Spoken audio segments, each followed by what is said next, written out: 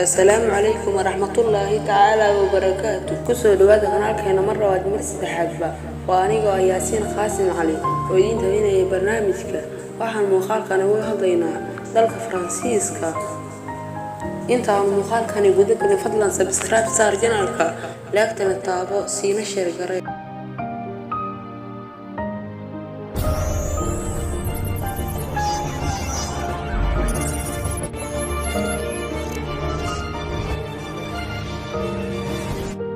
فرانسيسكا oo loo yaqaan Jamhuuriyadda Faransiiska waa dal mid ka ah dalalka ku yaala galbeedka qaaradda Yurub. Faransiisku waxa uu ka kooban yahay dhulal kala fog iyo jasiirado ku yaal goobo aad uga fog dhulweynaha Faransiiska.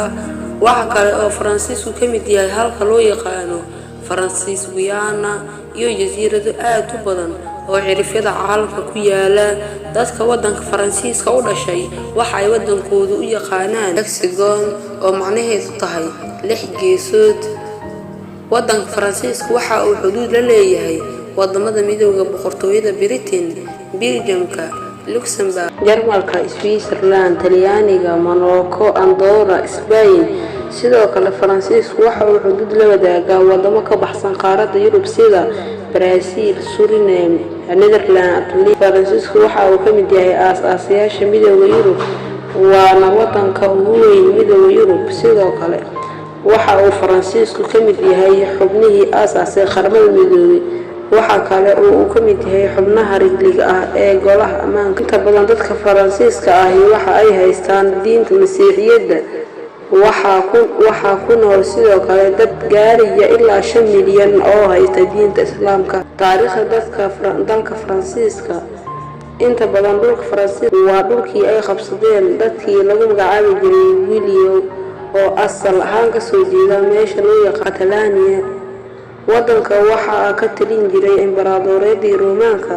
kadib xilligii qarnigii afraad waxa qabsaday mid ka mid ah qabaa'ilka Jarmaanka kuwaas oo loo yaqaan France. wadankan maanta loo yaqaan Faransiisku waxa uu midoobay markii ugu horeysay sanadii 486. Faransiisku waa wadan leh taariikh aad u dheer oo aan la soo koobi karin. taariikhdu waxa ay qortaa in boqorka Faransiiska soo maray uu ka mid yahay Napoleon Bonaparte oo dhowr wadan oo Yurub ku yaala qabsaday.